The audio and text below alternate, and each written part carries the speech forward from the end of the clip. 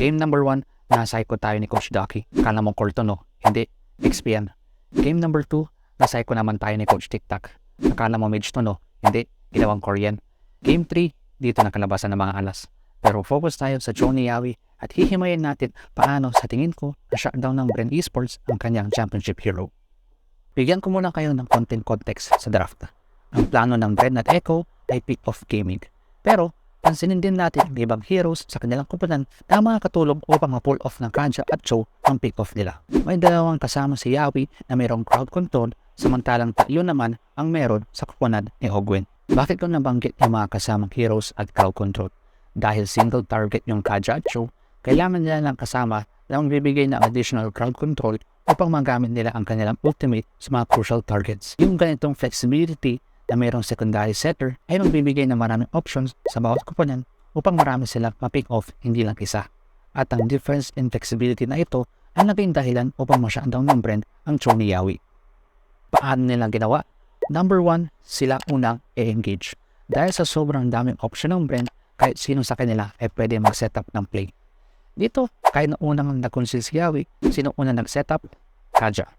Hatak kasama ng additional stun kay Julian at Fredrin. Walang nagawa si Yawi, patay. Nandamay lang si Sanford.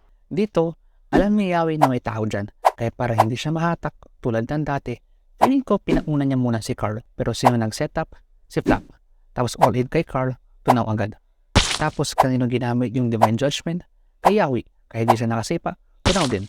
Ito pa, dito hindi ko sigurado kung may nakakita ba na nag-conceal si Ogwen. Pero dahil dito, nauna ang Bren sa pick-off, pitas na naman si Yawi. Dito, comment natin si Few. Sobrang ganda ng pwesto niya. Ito na naman, si setup ang Bren.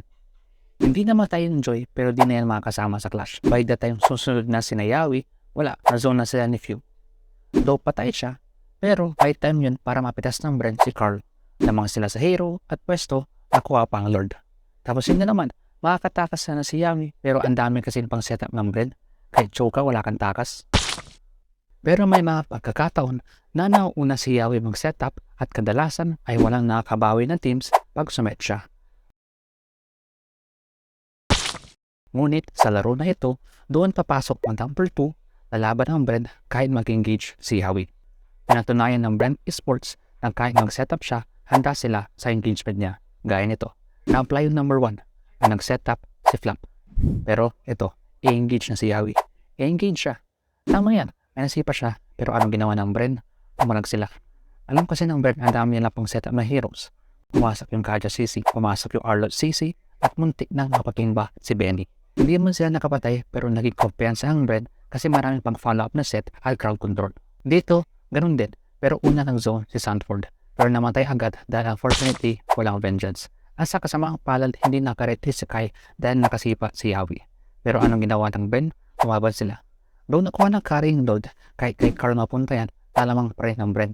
Take note, walang ultimate si Ogwen pero pumalag sila kasi may secondary set galing kay Flap TZ.